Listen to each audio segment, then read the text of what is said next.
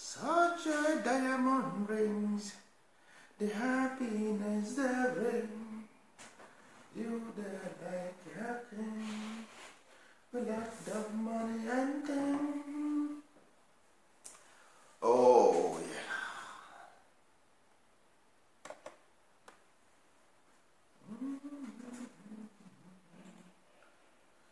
Yes, you wanna sing, such a beautiful thing.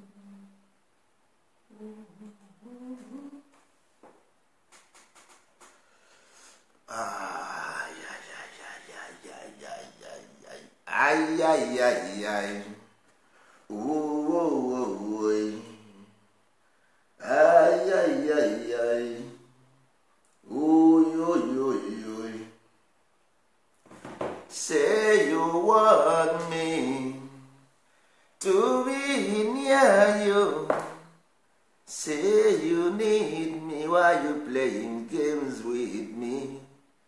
I will rise and shine, rise and shine. We will rise and shine, rise and shine. Ụmụ ibe, a sị m udo dịrị ụnụ. Ọ bụ ọdịnala Igbo ka anyị na-eme o. Ọdịnala Igbo ka anyị na-eme maka ihe m ji amara ndị mmadụ maka ndị onye ọbụla m fụrụ were ọdịnala Igbo tinye na politiks maọbụ ihe a na-eji awụgharị everywhere. Na China ịnwa anwa wee nwere ike make misinterpretation of Chinese art or culture. Nwanne life imprisonment ka ị na-eje Judge West gaa jụọ ndị China if you ever misinterpreted art or culture because you don't know why human being na-ata ahụhụ because human being want. Human being na-ata ahụhụ because na ha chọrọ. Of course yes, if not kedu ka Chukwu ga-esi ata ahụhụ mana ịbụ God, you are God, you don't know. Ị na-ata ahụhụ because you wanted. Kedu ihe a na-akpọ ụmụazụ Jizọs? Ụmụazụ nwa ya eji akpọ ya ụmụazụ, you don't know why. Ụnụ amarọ. Kedu ihe mere mgbe ọbụla asị gị 2000 years Jesus Christ bịa n'ụwa? Ụnụ amarọ why eji wee si 2000 years, you don't know. Ndị emecha na plan sef otego machi bido machi ebidogo sinsi ifi na ihe a na-achụ na machi na-achọ egwu agwụ anyị ka na-abịa machi abịa ife ụka anyị na-aghara ebiri ya akwụgheri aka nonsens. Ejere weta ọdịnala ka e wee mezie Igbo culture. Nna ihe ahụ professionals, ihe anyị na-eme ya professional work. Ndị mmadụ chọrọ ihe egwuregwu echina ị ga-akwa ha eburu something binye si ọwụzi ọdịnala Igbo ọ freedom fighting ka a na-emezi bute ọdịnala Igbo ha jiri edọkasịa ya ha ma ha na ihe anyị bịara ebe a otego akpawara nkata ka ọ wee ghọọ ngịga. So ụmụ ibe biko mmadụ eji n'ọdịnala Igbo agwụsa m egwu. Mmadụ ejikwe n'ọdịnala Igbo egwu ihe ahụ art and culture because art bụ ị na-apụ ndụ. Ọnwụ na ịpụrọ ndụ n'ụwa ọkwa art, ịpụọ ndụ ọkwa art. Ọnwụ na ịmara jee jụọ ese, ọ bụrụ na ị nweghị idea jee jụọ ese. Mmadụ ejikwe n'ọdịnala Igbo bụ egwu maka ọkwa destiny nyanwa bụ na anyị na-apụ ndụ anyị na-anwụ anwụ ọ maka ọdịnala Igbo. So anyị ajọsụ opilite one day buru Facebook kọva ọdịnala asị anyị mbakwa anyị kpara nkata kpara aghọ ngịga anyị kpara nkata na-aghọ ngịga mana enwego ndị be anyị ọ na-adị ha difficult ịbụ ụmụazụ. Everybody na like ịgba azụ ọ nọ n'isi bife nwere ihe na-eme onye ọbụla agaghị n'ime olu ọkatawo mmiri eri everybody. Nsogbu adịghị, anyị ga-ekenegodo Eke, kene Orie, kene Afọ, kene Nkwọ, kene ikwu na ibe, kene ndị mbụ, kene ndị ọkpụ na ndị egede. Ụmụ ibe anyị si udo dịrị ụnụ. Anyị na-ekene ụnụ ndị na-ege ntị, kenekwe ndị ka ya ege ege wee na-agwa ndị Igbo na ihe niile efuru n'ụwa n'ọbụ ofu ka ọ dị. Ihe nji wee dee ihe a nde na Facebook agwara m na anaghị m ekwu maka ndị ụka mana ana m ekwu point ka m na-enye. Enyere m point. Ọnwụ na ịgụsị ya ịghọtaghị ya gụgharịkwa ya ọzọ. Ịgụsị ya ịgụtaghị ya gụgharịkwa ya ọzọ ntiri ịghọta ya. 2000 years Jizọs bịara ụwa 2000 years ọ na-agakwa aga since eji wee mụ gị ka a sị na 2000 years ago Jizọs bịara ụwa. Ị na-aka nka na asịkwa gị 2000 years ago. That means ihe ọ na-akọwara gị bụ na every 2000 ka ha ji eme destin ha na-eme. Anyị na-abanye na age of Aquarius now. Ha emebisigo ebe niile. Anyị na-abịa maka mmiri wụ symbol of ihe eji echicha nchicha. Ị mara echi ịsụ akwa kwa ị na-etinye na mmiri ka ịsụwa ya asị age of Aquarius. Ọwụ mmiri Aquarius signifying mmiri eji asa ihe ruru unyu. Onye ọbụla na-aghọta ha n'ụwa ruru unyu taa. Ihe niile m nyere unu ebe ahụ point. Speculation on market, house, ụlọ speculation. Nna nwanne chekpe yo. Ihe a a psychiatric commerce. IMF were psychiatric commerce because that money does not exist. O nwere ego dị ebe ahụ. Ewo a na-enye gị ije ebe ahụ anaghị enye gị ego. A na-enye gị check. That means ọ bụ a psychiatric commerce. Ọ ihe create wee na-asa ndị mmadụ isi. Ọ ya ka ndị Igbo na-egburu onwe ha psychiatric commerce. Ọ ihe ndị Igbo na-egburu onwe ha everywhere. Ịchọrọ money. Nwanne ego anaghị eme exist. Ihe na-eme exist wụ commodity, what you have. Ọnya bụ ihe ị nwere. Aga m nwere m ga-agwa ụnụ now. Anaghị m like ikwu too much something na Facebook because Facebook wụ ndị nwe wụ ndị ka gị ike. Anaghị m awa anya. Ana m eme ihe mma because ijewa anya ndị ka gị ike agwọ gị ebe. Onye mere anaghị m ekwu nnukwu ihe ebe a. Nne na anya ka m gwụ n'ofu ihe. Gịnị bụ oji? Amaghị m mmadụ onye ma ihe bụ oji. Oji wụ mmụọ. Ọ kwefuru mmụọ. Ị na-anụ maka oji wụ mmụọ. Gịnị wụ mmụọ? Mmụọ bụ ike. Ihe m ji agwụ na ihe ahụ maka distri nde na Facebook ndere bifo mbido okwu a. Ọ bụ ngwụsie ya den mgbojesie ya ebe ahụ ekwuri ndị be ahụ ngwojesie ya na datịrị ndere dị. Gịnị wụ mmụọ? Mmụọ bụ ike. Gịnị bụ ike? Ike dị ụzọ na-abụ. Ihe m na-agwụ na ihe a bụ ijekwe na sayensị nweta ya. Ihe njiwe na-akọwa ya otu ahụ ka ndị be anyị mara na anyị nwa na-ekwu na anyị ma sayensị and teknọlọji na anyị makwa because world one ka ọ dị nwere ihe na-abụ dị ebe a.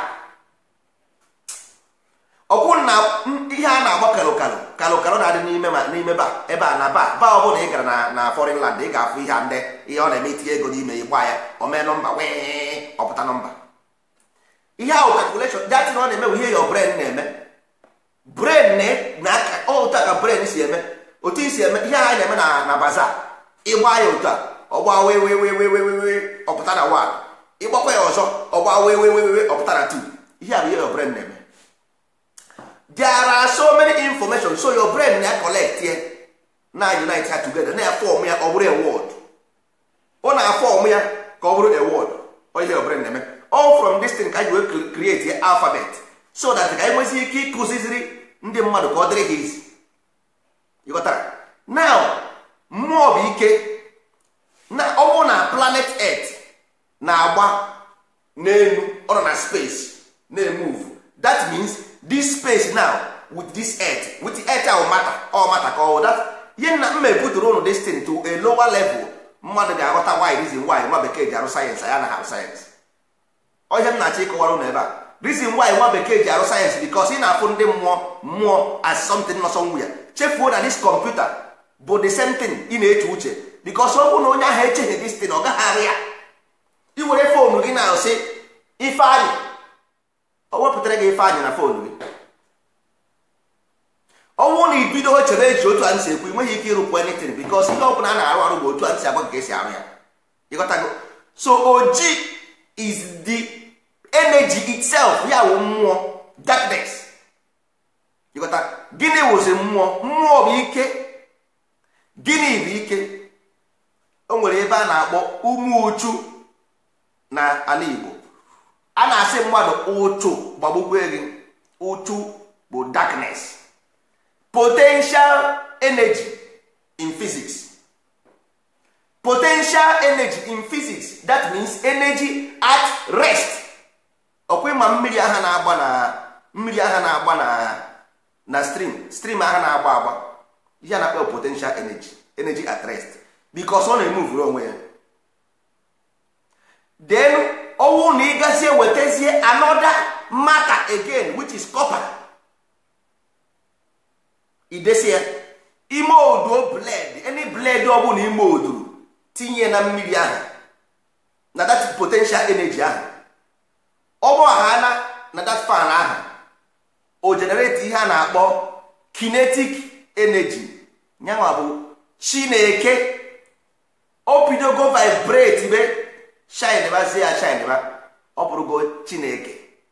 From that moment o begin shine o create bego shine ba ọ ya bụ ihe anyanwụ na-eme every morning ọbụla.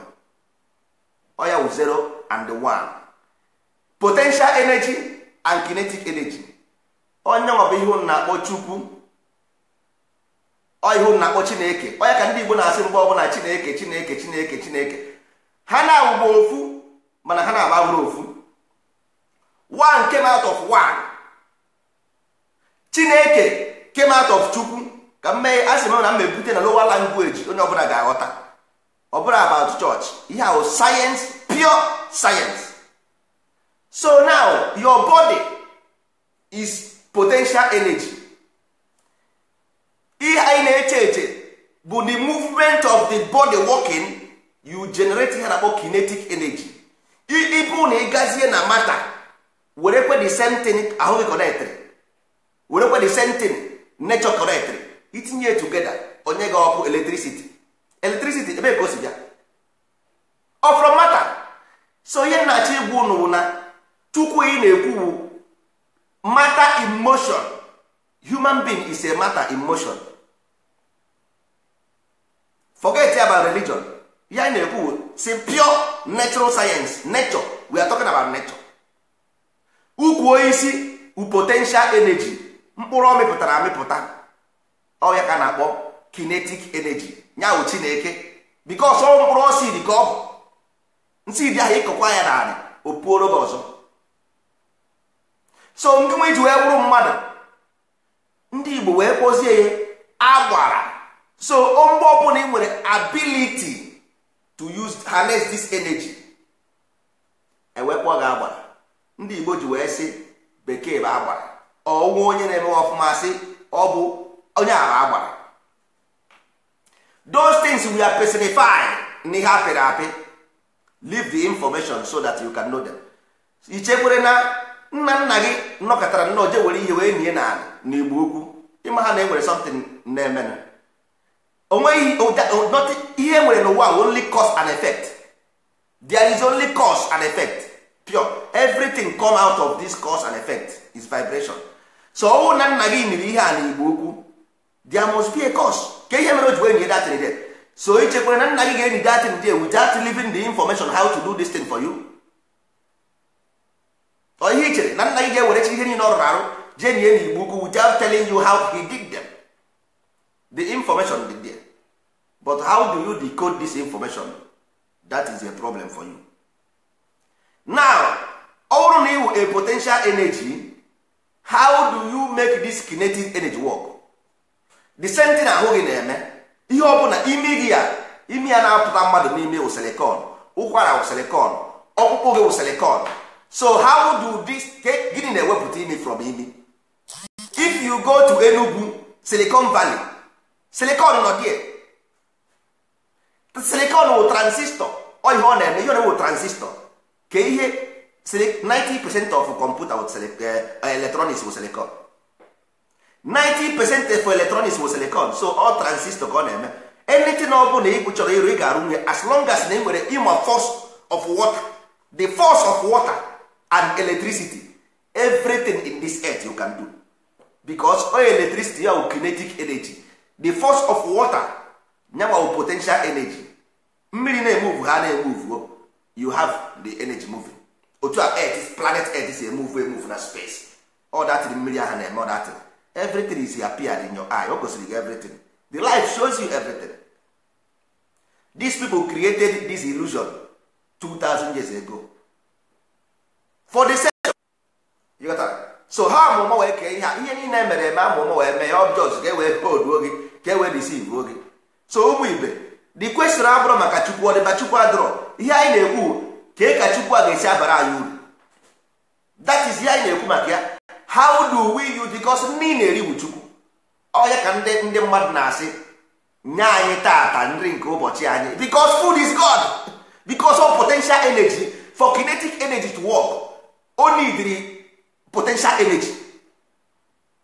For kinetic energy to work, you need potential energy. That's why motor ịgba ihe fuel ọ gaghị aga, generator ịgba ihe fuel ọ gaghị anya ọkụ, ịṅụhụ mmiri nwanne ị ga-anwụ anwụ, irighi nri ị ga-anwụ anwụ. This is the exchange between this potential energy and kinetic energy. Nna gị si nọ na ọ dị ka mmụọ ka ọ dị n'ife. So that energy ahụ oji aha representịrị n'ime mmụọ, ọ bụ ihe nke nwa representịrị n'elu ụwa. ịghọtago? So ọ bụrụ na ị chọrọ ịbụ onye nkịtị, you decide na ị chọrọ ịbụ onye nkịtị, but adọchie na ndị mmadụ azụ. Don't draw people back with you. If you want to worship anything, it's your right, fundamental human right to worship. Nobody is owing to you. But to those people who say ndị ha feel say na ọ bụrụ kinetic with chi with k, because ihe aba asụ nwa bekee ka ihe nji ekwu ya ụta maka onwe ndị amụrụ na west, nwee ndị amụrụ na east. Akpọrọ m ya n'olu Igbo Chineke. Ihe kinetic energy bụ Chineke na Igbo Chineke. Onye ka na-akpọ everyday Chineke. But the problem bụ na anyị chekwa na enwere ebe Chineke dị n'iche na-eche anyị. Chefuo na destiny bụ between you and you. Is between you and you. So if you have a desire, ọ bụrụ na ị nwere a desire of anything, like otu a ndị mmadụ si achọrọ inwe electricity, is as easy as ABCD. You don't need to go far and begin to create a reactor. Reactor is dangerous. This is fuel something, fuel fossil ka na-akpọ ya gịnị. All is dangerous. Gaa chọọ mmiri, moving water very easily. It's like a planet, moving planet. Very very easily. Mana ihe mere anaghị ekwu okwu too much ebe a bụ, instead of onye ahụ ị gwara ya ka ọ besoro gị mee ya, ọ ga-ala ka o jee mee on his own. At the end of the day omebisie ya. At the end of the day omebisie ya. Mana ọ maha na ụwa niile ịfụrụ onye ọbụla abụrụ ofu. O nwere people the mean n'ụwa so that they want to accumulate knowledge every day by day. Mana enwekwe ndị dịkwa limit ha chọrọ, they want to follow. Ịghọtago? So ihe nnachi gwuru ndozi ọdịnala bịara culture is onyanwa, because the art, ihe nna gwuru art, human being is just atụrụ. Ịghọtago? Aji wee sị na-enwe atụrụ nke Chineke na onye na-ekpochapụ njọ ekere ụwa. Fa nwere isi ọma bụ ndị akpọrọ n'oriri nke nwa atụrụ Chineke. Ihe abụrụ ụka ndị ahụ, ihe ahụ koodu, ọ bụrụ ụka, ihe isi dọ chọọchị. Ihe ọ na-eme iwu any human being bụ God, he can save. A sị gị na onye abụ na onye, ọ sị ya kedu onye ndị Katọlik ka na-ekwu ihe ahụ, kedu onye ga-abaptizim ọ bụrụ na ọ dị na mkpa. Ọ sị ya na onye abụ na onye ga-abaptizim ọ dị na mkpa ma ọ bụrụ na ụkọchukwu anọrọ nso. Ihe abụrụ ụka. Ọ sị gị Lamb of God who takes away the sins of the world. Ihe abụrụ ụka. Mana ifu ka esi wee werezie ya brain resi sky god. But ihe a na-agwa gị bụ ihe na-eme n'ụwa ka a na-ekwu maka ya, but to change your mentality the way you reason. So a na-agwazi gị ordinary talk, ị na-aghọta ya asị okwu n'igwe. Ma nke ha na-asị na Angelus, a na-asị na-edo achịcha na-enye ndụ nke na-emeghepụ ọnụ ụzọ. Mechie ọnụ, anyanwụ ka ọhụ anyanwụ ọkwa n'ime akwụkwọ a ka o si ekwu ya. Ọ si anyanwụ na-edo achịcha na-enye ndụ nke na-emeghepụ ọnụ ụzọ n'igwe. Na ọ bụghị onye anyanwụ na-eme datịrị. Talking about anyanwụ, ifu ka ebunye n'aka, ebunitin n'aka otu a, blessed sacrament, anyanwụ, pure consciousness, ọmarọ njọ. Ịghọta? Ọmarọ njọ. So ihe ahụ simple practical life ka a na-ekwu maka ya. So anyanwụ is a kinetic energy, nothing more nothing less. So every one of us ga-baptize ma ọ bụ na ọ dị na mkpa. Mana the problem bụ, can you remove this ihe nonsense anọghị n'isi so that information can flow in ka i wee nwee ike ịpụ ndụ. Ndozi ọdịnala abịara bụ na anyị chọrọ ka mmadụ mara anyị. Achọrọ m ka mmadụ bụrụ onye mbụ. Ihe m chọrọ bụ ihe a ga-eme ame ala Igbo adị mma, ọ bụrụ competition. Ịmụkwụ na amakwa ihe bụ ihe ọma, ụnụ amakwa ihe bụ ihe ọma wa.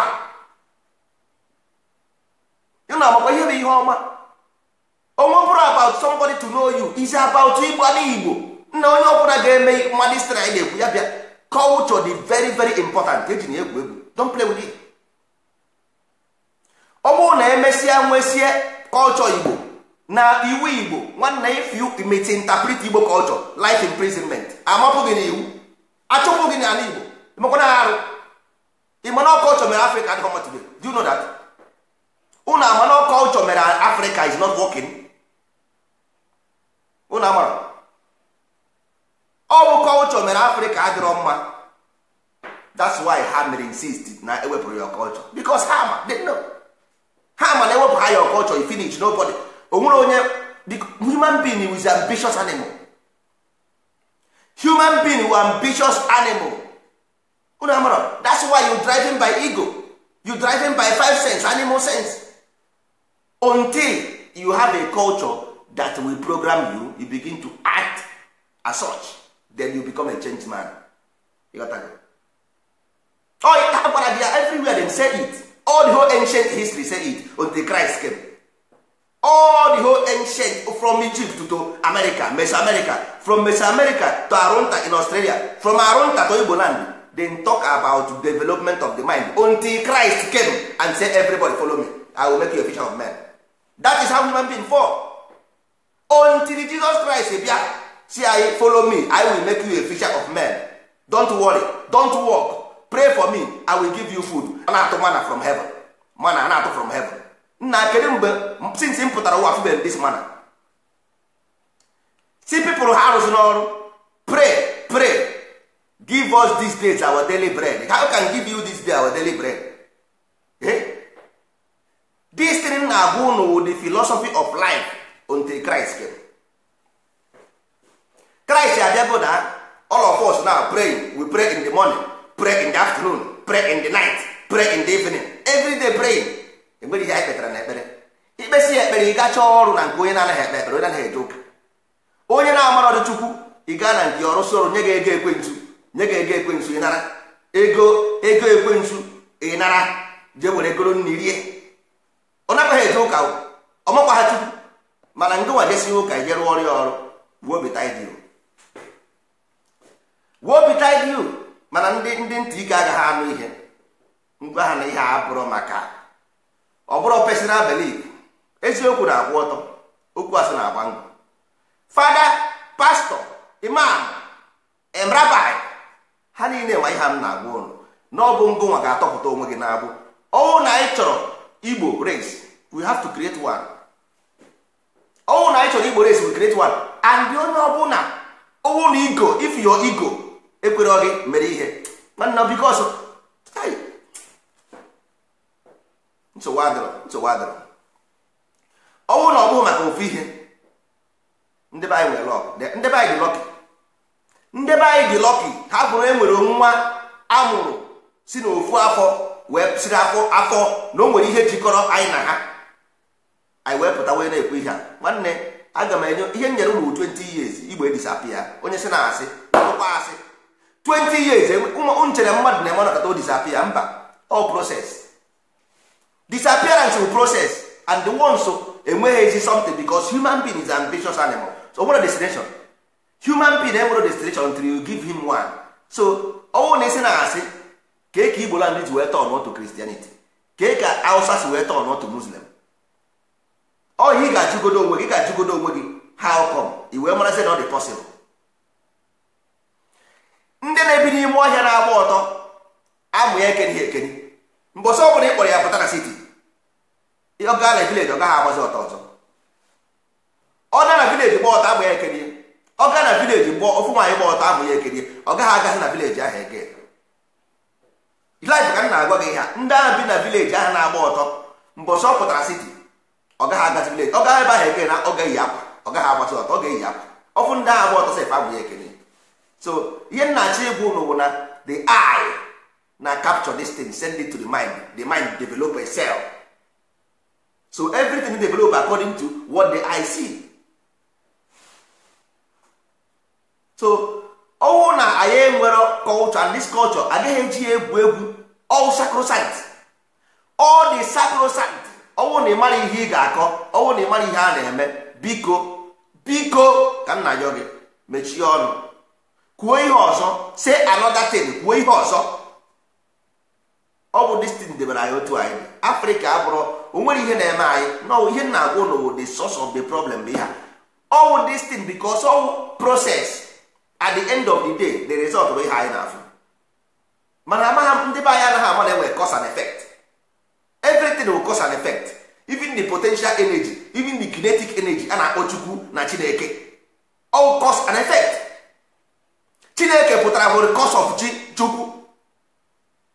Potential energy, kinetic come out because this thing is the only reason why eji wee rụọ moto. Only reason why there is aeroplane, because aeroplane na-aga because of this two thing. Mgbe ahụ aeroplane ahụ na-ehit, ị na-anụ ụda woo, ịmaghị ọ na-emedata ihe ọkụ potential ka ọ na-emedata ịghọtago, and ị ga-agba ya kinetic n'ime ya ebe ị ga-agba ya fuel na, but ihe ị na-eme mgbe ahụ ihe ahụ mmiri, ihe na-egenerate force of opposite, ihe ahụ mmiri ahụ na-eme because mmiri ahụ na-emove, ọ na-egenerate wave, ọ ihe plane ahụ na-eme. So nwanne ọ bụrụ na ị mara ndestin ka ekwe ka esi ebuli nwere plane, nwanne check ya niile. How can you build plane? Human being is more powerful than plane. If you cannot build plane, how can you build mind of man? That's why China ji emewe ọfụma. Look at their children. Na agodi ndị China, ị nweghị ike ịhụ ka ha na-eme, ha na-ekwu nonsense. Odoga na-azụ ndị azụ. Gị na onye China nwere ike ị na ebe a, ị gaghị ama ihe ọ na-eme. Obie with you 100 million years, ị gaghị ama anything. Nke ndị Igbo next door ga na Facebook kọrọ ha ihe unu na-eme n'ime ụlọ. Ụlọ gị na onye Igbo nwe ma anwa ba mba, gị na ya wụ nebo ba mba, ọ ga na Facebook okwuo nke mere kwuo nke na-eme. China ga-anọ ebe a bie 100 million years ebe enweghị mbọ, even ha nụgodo ọgụ n'ime ụlọ, ị gaghị ama. You cannot know. Ị gaghị ama na ha dị 100 biri die. O nwere ike ọ na-arụ ngwa ọgụ ebe a sef, ị gaghị ama na arụ ngwa ọgụ dị. Mana onye Igbo ga-esi ebe a mara ihe na-ọnọ na ndofu ọnwa.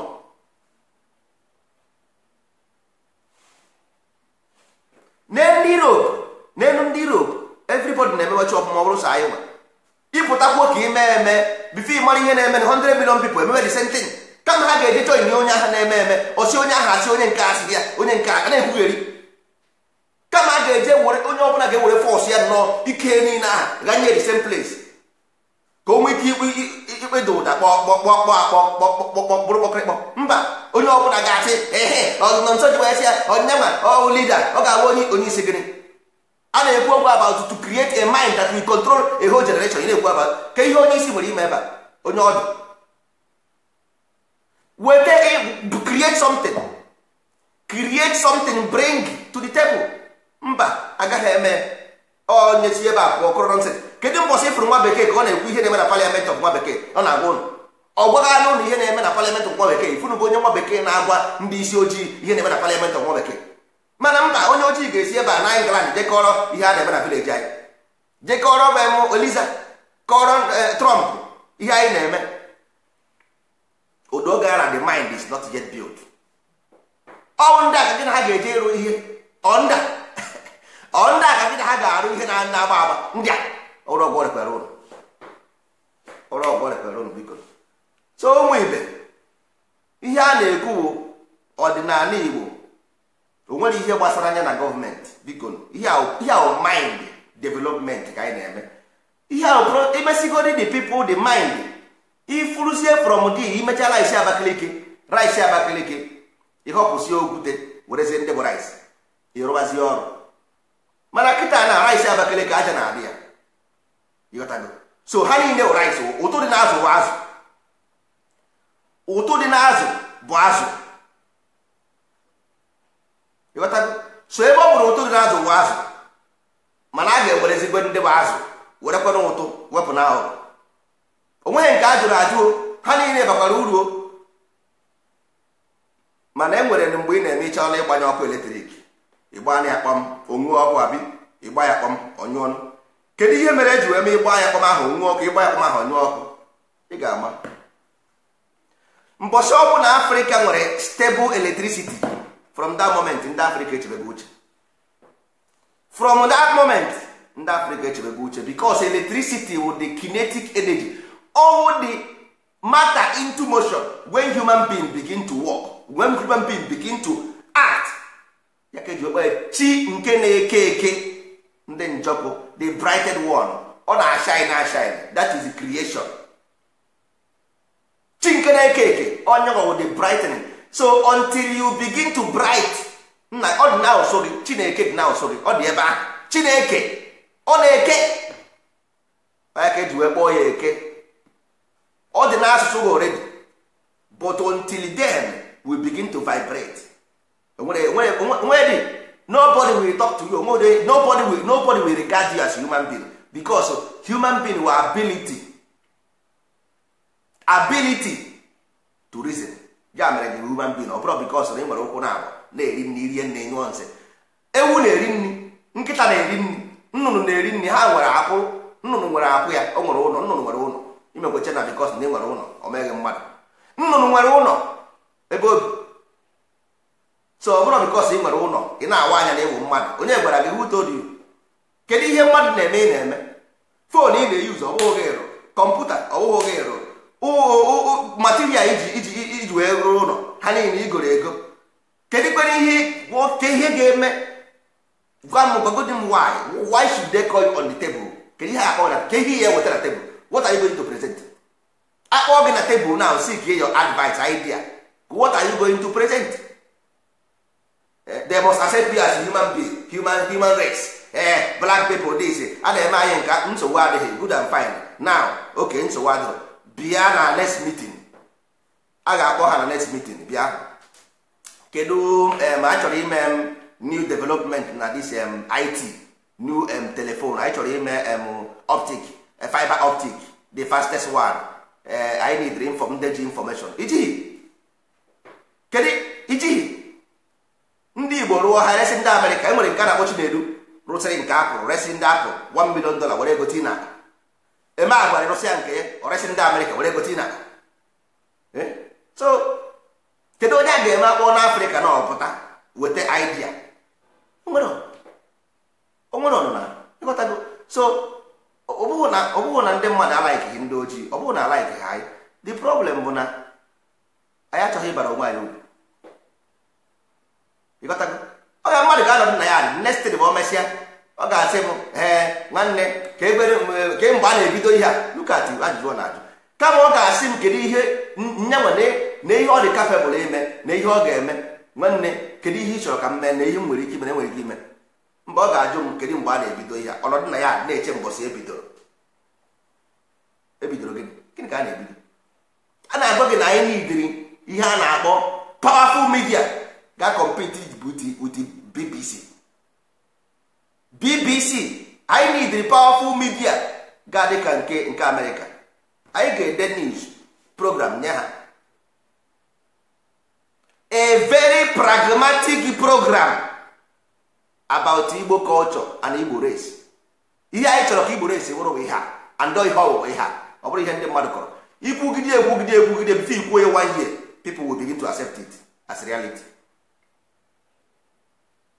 Anyị n'idiri movie industry nke anyị, ọ bụrụ nke ndị Hollywood, nke anyị mesịa ihe ọbụla anyị na-eme n'ụwa, anyị etinye ya ebe ahụ, na-emere ya ụmụazị anyị. Ọ dịghị akụkọ ifo niile nna nna ụnụ kọrọ ụnụ nwe nke ụnụ kọrọ ụmụazị ụnụ. Akụkọ ifo niile ụnụ agbakọrọ chitin bụ ihe ahụ, ụnụ agbakọrọ chitin.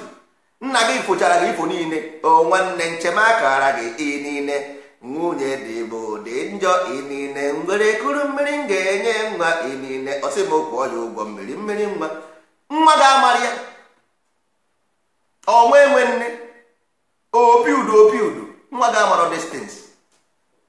Ihe a bụ ihe kwesịrị itinye na disi comedy ke ha na-akpọ ya, this cartoon ma ọ bụ this Disney channels. Egwu ọnwa adịrọsị Test by Moonlight na oyibo. Anyị nwere ike ime egwu ọnwa mee ya na movie, mee feke ọnwa nwa na-eti ndị mmadụ na-egwu egwu. Ọ ga-emekwa human being, because human being can be controlled with this device, life and direct, because all devices ka ọ bụ, you can control them through device. Mba, agaghị eme akọrọgbaga bụ ọkọrọgbaga agbada. Life is not what you think. Ọ bụrụ ihe aha, life abụrụ that thing. Life will fake. everything if fake, ihe niile na-afụ ị na-echere eziokwu, all of them bụ fake.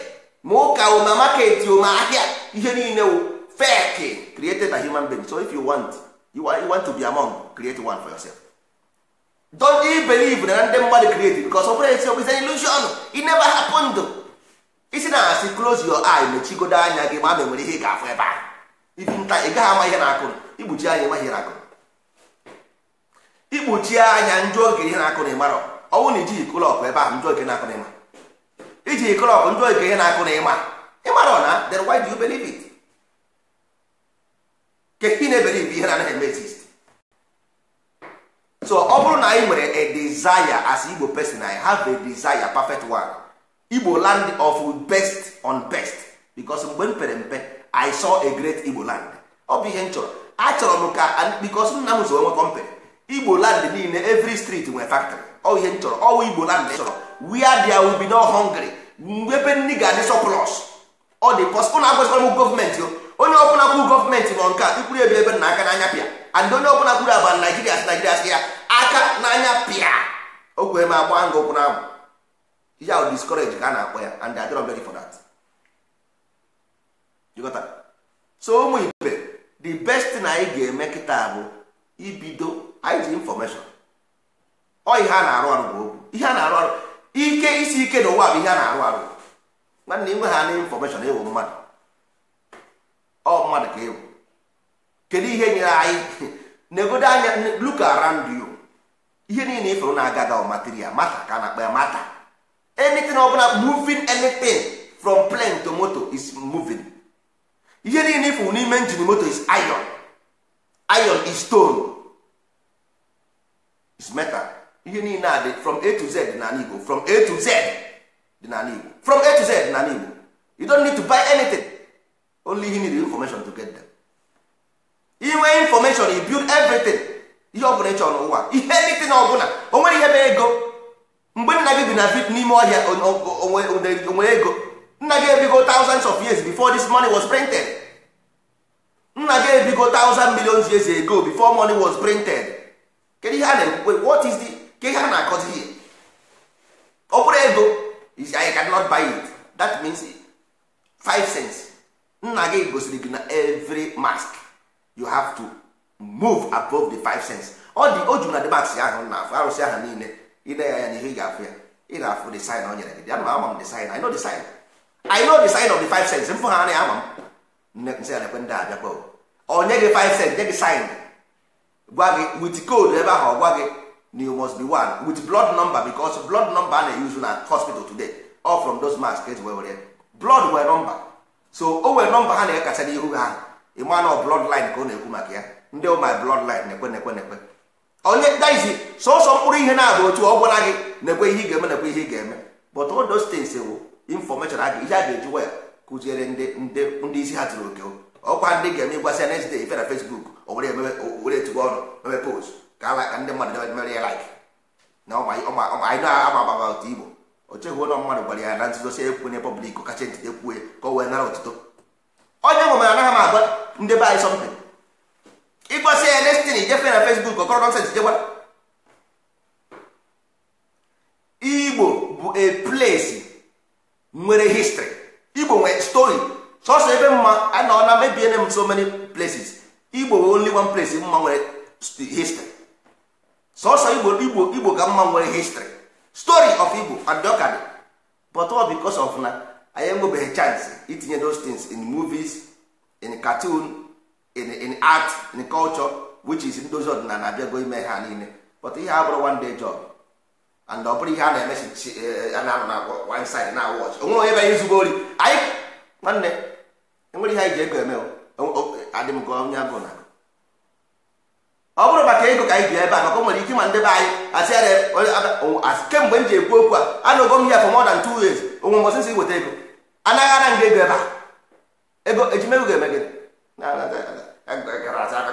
ndị abịakpada gị ya asị weta ego iji eme gịnị. Nyere m nwanne nekwe anya ebe a.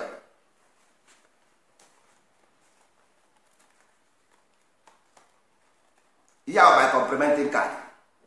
Ihe ahụ my complimenting card. Nwere my own company. so ihe m maka m na-agwa gị anọ m into machinery enwere m website machinery so ama m ihe m na-akọ na-ekwu maka machine I know it very well ama m about it so ama m nọ ihe ga-enyere ndị be anyị aka machine anyị rụọ ha machine nwanne enweghị ihe ọzọ anyị chọrọ n'ụwa from zero metal ibido ha na produce we machine nwanne ịdaizi ịbanyego n'ihe a na-eme ana m azụ ahịa machine ama m ihe ọ bụ engine machine na-produce ihe factory industrial machines anyị ba ha na die nwanne forget any story ihe a na-ekwu maka ya ọ bụrụ onye nọsi ebe ọ nọ ṅụsịa mmanya ma ọ bụ ọtasịa ụgbọ na-akọgheri nna adịzighị anyị chọrọ ihe ọ na-ekwu dị chọrọ ihe ị na-ekwu so ichere nnọdụ na ya dị na enwere ihe ga-eme ichere nnọdụ na ya dị na enwere ihe ga-eme anọdụna m vileji anyị biri ebe ahụ onweghị ihe ga-eme nothing will happen to me onwe onye na-ebisi ụwa forever and ever ụwa bụ onye nọsịa nke ọ na ojigbo anaghị anwụ anwụ we transit because ozu pụrụ the end of the cycle ọ ihe ozu pụtara so transit ka a na-eme igbo anaghị anwụ anwụ cycle so mụ nwa na onwe m have decided ọ bụrụ nwa adịghị ebe forever so onye ahụ anwụọ nke ahụ agago o transit to next level pump and play so nwere onye bere ebe anyị gaga ihe anyị na-agwa gị wụ because ana igbo adịrị otu kwesịrị ịdị ndị ojii are not respected anywhere in the world o nwere ebe a na-akwanyere ugwu ekwere m anya enwere ebe a na-akwanyere ndị ojii ugwu ndị China bidoro from agriculture ndị China na-arụ ọgwụ a na-aṅụ aṅụ China ụnyaahụ anya ọtị ka ndị isi ojii na-agasị na China gorozie ọgwụ buteziri Afrịka na-ere kedu kwere ebe ndị dibịa anyị nọ dibịa malaria ji egbu ndị mmadụ typhoid na-egbu ndị mmadụ nna aka nna shout ebe a sinsi ka anyị mepee laboratory center ka anyị nwere disi ọgwụ jee that place chekie ya ọwụ na ọ na-agwọ ihe a na-ekwu maka ya anyị mebe spọt ọgwụ ka anyị gwagwagodi ndị Afrịka ọya ka anyị kwụsị ibute disi nonsens chọkụ a na-ebute from the west ndị be anyị mente ka anọghị ya m werezie ego m ji emepe rụrụ famasi mmesi ya dazie ogbenye oruzie echi ụnụ abịara ezebazie anyị nwa kịta m na-agwa ụnụ ihe a ga-eme I know what to do bịa come and do it ịbịa enye m gị in charge of the laboratory come and take charge enyere m ego jee gwere gote ihe eji eme ya anyị nwere somebody in our land gụrụ akwụkwọ na Canada gụọ akwụkwọ na New Zealand all a PhD holder in organic chemistry ọ nọ ebe ahụ wetara anyị the instrument wetara anyị the equipment all the whole dibia niile anyị ga-akpọta ha iwe ọgwụ gị na-arụ ọrụ anyị asainara contract ịnọdụ mma ogbenye ana ụmụnne gị niile nyere ha aka ọnụ ihe ọma anaghị adị ụlọ so ị laikiri otu ọsọ ime mmadụ bịa na China gị iburu galọn ha otu a bunye esi ya na ọgwụrụ ihe ahụ poison ka ị ga-esi amara measurement the body need how do you know the measurement what this body need so mana ọ bụrụ na echeke this thing na lab anyị weta the thing otu a anyị weta malaria cell anyị eweta this your herb anyị separate the active wepụta the active ingredients from this herb ana m agwa gị what I know listen very carefully ọ bụrụ okwu iberibe this machine enwere machine eji ewepụta the active ingredients ewepụta ya etinye na another one wee separate ya eseparate zie ya emeshọ ya ewere etinye na this cell pa werezie this ihe a na-akpọ ya maximize lens na-enyo ya ọnwụ na ogbuo ya ogbuo the cell ebe ahụ ọnwụ ha na pịa contract signed already nwanne na ọfụma okwu gị bụ eziokwu ọ bụrụ na ọ bụghị ya ka ị ka ị ga-esiwa confirm na this oral ọ bụrụ na nke a na-ete ete na ahụ nsogbu adọrọ mana nke a na-aṅụ aṅụ n'ọnụ how do we confirm it were enye ndị be anyị ụnụ amara ọ dị dangerous ka ị ga-esi ewere ihe confirm because na asị na asị were nye mmadụ ọ na-aṅụ na ọ dịghị na mmadụ ka anyị chekiere na ihe ahụ so ọ bụrụ na anyị prove onye right we can export it lesie ndị ọzọ mana ndị Igbo na-aga n'ụlọ ụka na-atụ millions of dollars every Sunday etigidere m ngwa agrikọlchọ ebe agrikọlchọ ọsọ ihe ndị Igbo ga-eme o jee nwanne ya nwoke si hapụta aka ya onye ahụ onye ochi nye nyekwana ihe ego ọbụla nka ọkagasị na nwere narị ego ekwuo maka kansa laboratory center ọsị hapụta aka ọ na-achọ onye oge egwu wayo okwusie ihe a niile kọndem sie ihe a mebisie datin niile ahụ kịta na anyị agaghị enwe the lab ebe a na-eme datin anyị agaghị enwe ebe a na-akọ ugbo, anyị agaghị enwe factory, anyị agaghị enwe workshop. The person ga-abịakwa echi na Facebook sị agụ egbuo ndị Igbo, ọya egbuo ndị Igbo. Onye kwuru ihe a bịa ụrụ ụra ikwu datị mgbe ebe na ụdị ụra mma ama onye ahụ ọwụ na ngwere egbe mfu egbe sef agba m ya agba, mfu egbe agba m ya agba dị egbe ahụ dịka ọsọ nwa uru ọbara ya dị ndụ. Mmadụ bịara gwa gị sị gị look na ihe ụyọ problem esi mba na mụ chere godi mgbe e nwetara freedom ewe bịa. So mgbe ndị be anyị ife ị na-eme mgbe ahụ nwere ike emi Imo steeti enwe na-emi ya, Enugu enwe emi ya, Anambra enwe emi ya, maazị ebe ị ga-eme ya freedom ahụ. Mgbe ọ bụrụ na enwesị emi ya ebe a niile mara ebe ị ga-emeta freedom kịtịkpa agha ọgha afọ. Ife ị na-abịazi again sef yọ mma gị a na-asị gị ka jikwuo, ị na-asị ya mama isi gịnị ọ sị gị bụrụ ụba nka ezi ya a na-amụ ka n'anyị mma m asụgbakwuo n'ihe nwa mgbe ahụ ị ga-ama na ha abataghị ọka onye ọbụla na ọwa ya a na-agba ndị be anyị ihe a ga-eme wee pụ ndụ oche na ahịrịa anyị bịara igwu egwu. Ihe awụrụ ọgụ nne na-agbara nwa enwere ndị a na-akpọ luwengo ha nọ na saịdị ebe Kongo ahụ. Luwengo anaghịzi eme exist, ha apụgo. Aztec, Mayan, Mesoamerica, Mexicans, the real Mexicans, all these things will race. Even the Nuk, ha nwere Nuk na Abuja today, all those places ha drozi. E nwere ndị a na-akpọ ya na-akpọ ya anọbụ na side Bijago anyị na ha share land. Bijago anọ ebe president Igbo land, they were people a na-akpọkwa Bijago nọ ebe ahụ before with us. Bijago ha nọrọzi, some of them ndị fọrọ afọrọ anọzi side ebe Guinea Bissau ka ha nọzi na. So this is the process of life nwanne. Ọ bụrụ because of how ambitious you are or how calculative you are ọwụ na ị chọrọ maintain because race abụrụ right or privilege. Because ihe mere anyị ji wee na-get wrong bụ anyị chekwara right. Because o nwere ihe you don't add anything to make this race, keep this race going. Ka ihe na add to keep Igbo race going, nothing. So ọ bụrụ right, ọ bụrụ right it will disappear. Ọ ga-efu. Once you take a race as a right, ọ ga-disappear just with time, cool down. Ọ bụrụ oge efu ya omee gị n'anya, it will disappear everybody efu. Ma na-ekwu ya ọtọ ọdụ ka egwuregwu onye jecha nnọpụta oyiri nkarịarị oyiri isi agụ ahụm onye Igbo very soon sọsọ n'isi agụ ka ị ga-apụta Igbo n'isi agụ ma ọ n'okpuru ya onwezighị ebe a na-akpọ Igbo data. Even ibe na ala Igbo si mmadụ ịkpọ ya Nkechi Ochiege Wone ọkwụnụ bụ today ịkpọ mmadụ Mgbeke Ochiege Wone, mana o nwere mgbe ọ na-eme ịkpọ mmadụ Mgbeke ọ na-enwe obi aṅụrị. E nwere mgbe ọ na-eme ịkpọ mmadụ Mgbafọ ọ na-enwe obi aṅụrị. Ịkpọ mmadụ Mgbafọ na Ochiege Wone. So o nwere mgbe ọ ga-eme oruo ịkpọ mmadụ Nkechi Ochiege Wone olesi ma ịkpọrọ ya Suzi ịkpọ ya Suzi ọsị na-edalị ịkpọ ya Mgborie ọsị ya tukwe. So time will come, don't worry. Ọkwiwa ala Igbo bekee and bekee nwa ha amụkwụ ha asụ ịbịa dị bekee ka ọ na-asụ oge ị na-asị nwa gị nwa kere ije ọsị ka m fine dad na ala Igbo ebe ahụ odo n'anya na Hausa abataghị ọka na na-ekwu ya ụta ọdụnụ ka egwuregwu mana ọ ga-eme ụnụ n'anya. It will happen to you. Mgbe ahụ ụnụ ga-asị na this guy gbara ya agba. Enwere if you don't change culture nwere ihe na ndị ga-echange the culture perfect one. Ọwụ na ịmara ya you cannot do it. Don't try it. Ọwụ na ịmara ya don't try it. Don't try it. I try it, I try. Because all culture ji any country n'ụwa culture ji country enwere ihe ọzọ ji. So ihe anyị bịara ime ndị be anyị bụ ka anyị wechighata perfect way of life. Dịkwuzie science, present science and tech n'ime. There ya present science and technology inside it.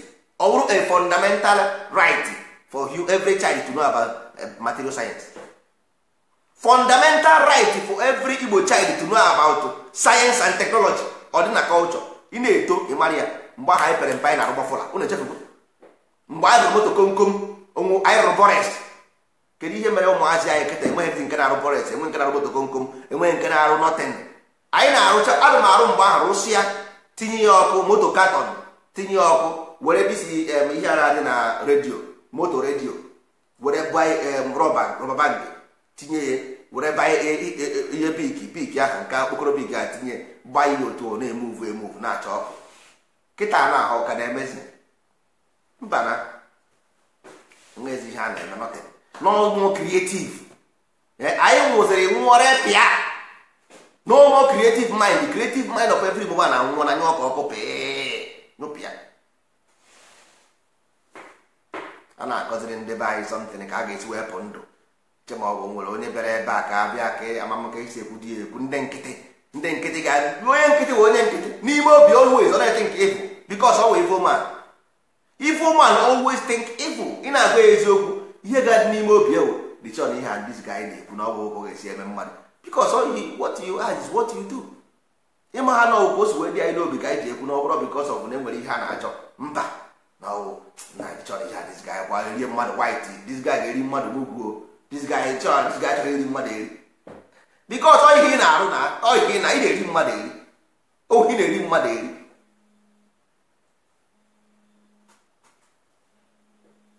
So ụmụ ibe ma ka m tụọ egbe ụnụ bifo ka m tinyekwa okwu ọnụ.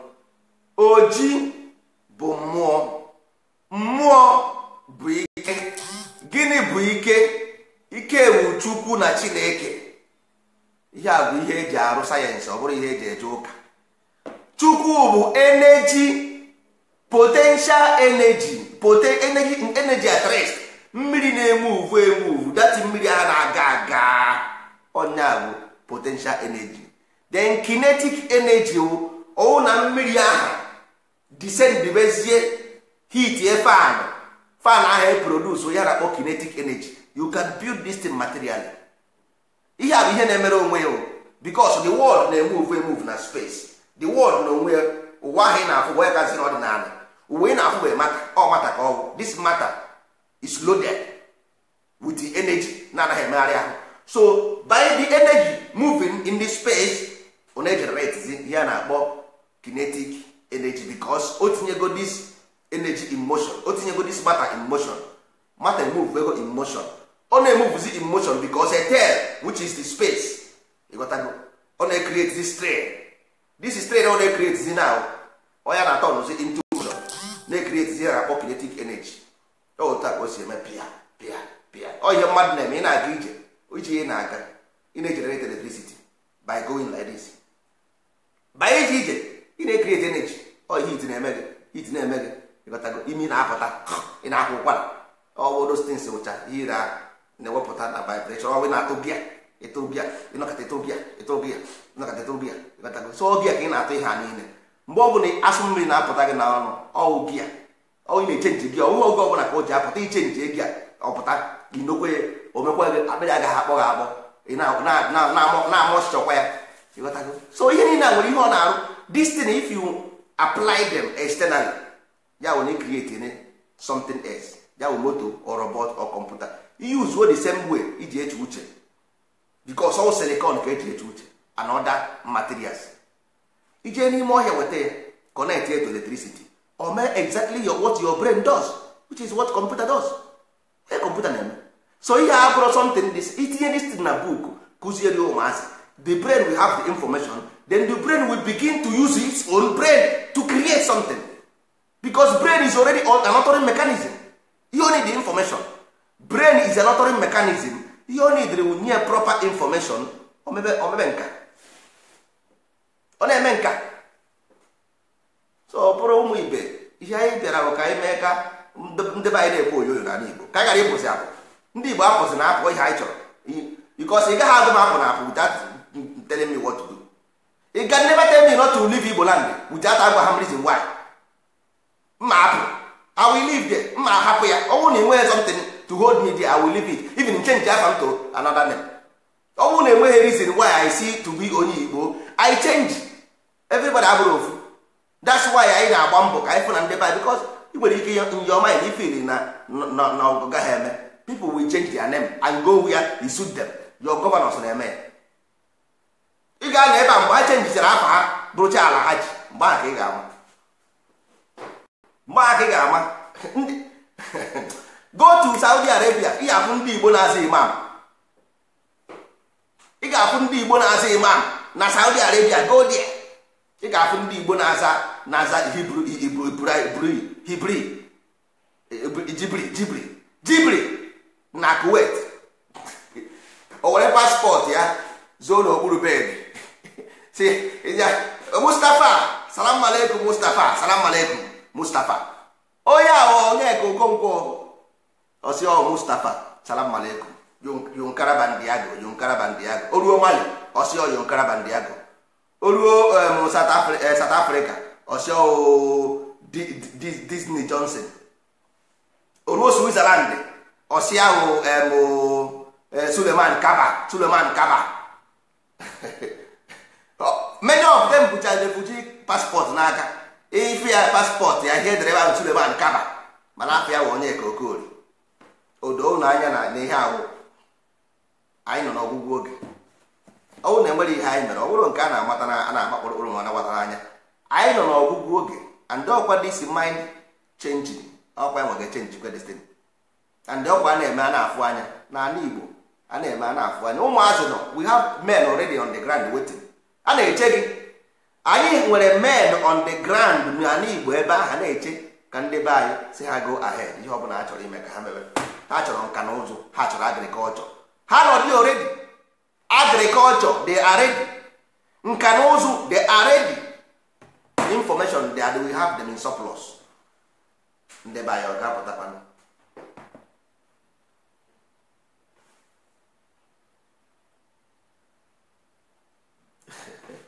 Otu a ga-enye ha mmadụ ji ịgba maachị, mụ na gị ji ịgba maachị ma agwa gị ihe onye nwere njuri na my players. Chiedozie, aga m agwa gị onye nwere njuri na my players ka ijesi ebe ahụ nye m goolu ọhịa ịchọrọ ọhịa ifiliri. Mụ na gị ya agba maachị na a na-agba Champions League ngwa ebe ahụ asị m Chiedozie na Messi nwere njuri, ime isi saịdị Messi banye na Messi nwere njuri ka inye goolu ọhịa. Ebe ka ọ na-eme? Kedu ebe ọ na-eme?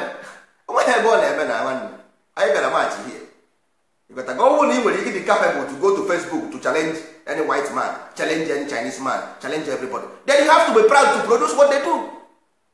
Why don't you produce it? Even mkpụrụ onye Christian ịpụta kwuo nonsens ebe na ama ngị ọra, na-eje ụka ịpụta ebe nọ kwuo nonsens amawere ngị ọra. If you change this land, I leave this Bible. Change this land, I leave the Bible.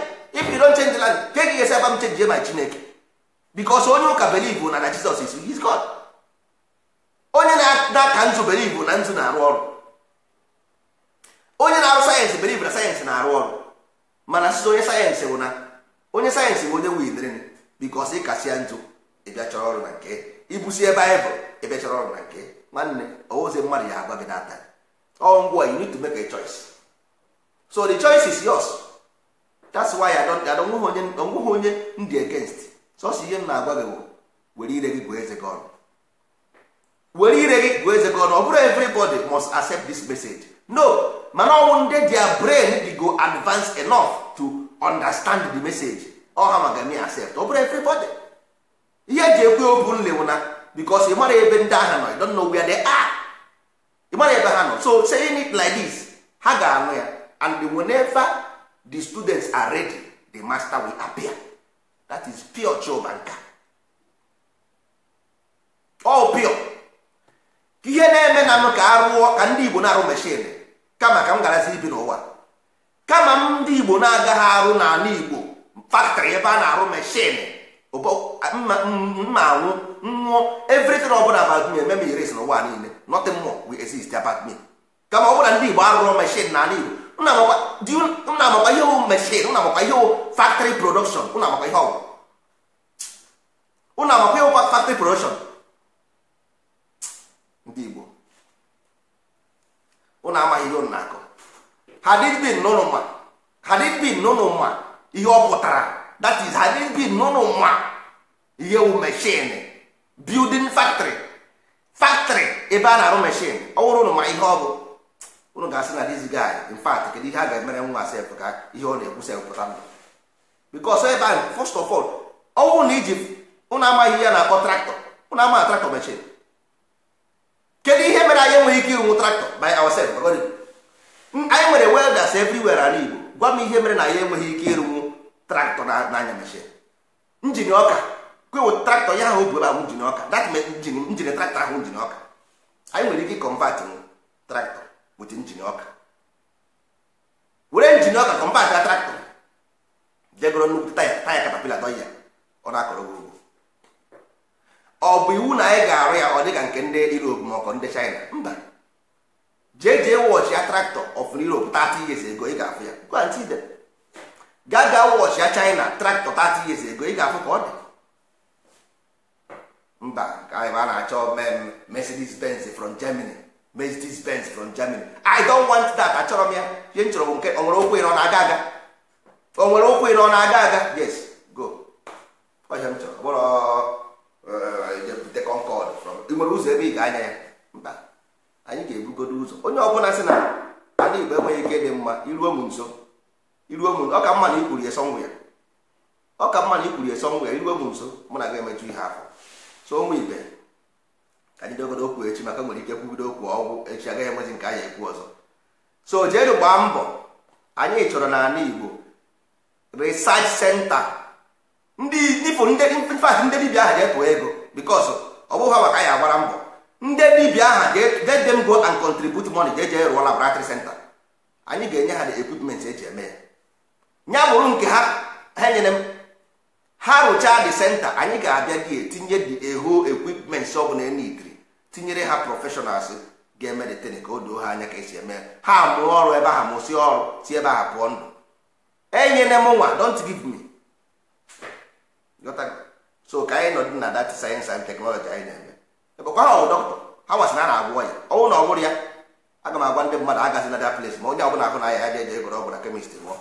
Olesi ma ha o gosiri anyị, let them show that is the interest of our people. Ha si ha dibịa, ha na-agwọ ọgwụ, let them come. Ha bịa ka a rụọ this laboratory, ka a na-ewepụta ọgwụ a na-agwọ ndị mmadụ, na-ese ndị ọgwụ ebe niile, were mara ndị Igbo asị ndị na-agwọ ọrịa. Maka anyị wụ ndị mgbuo, anyị wụ ndị na-egbo mkpa. A sị bụ ụtọ dịrị ụlọ ụmụ ibe ka ọ dịkwa na echi.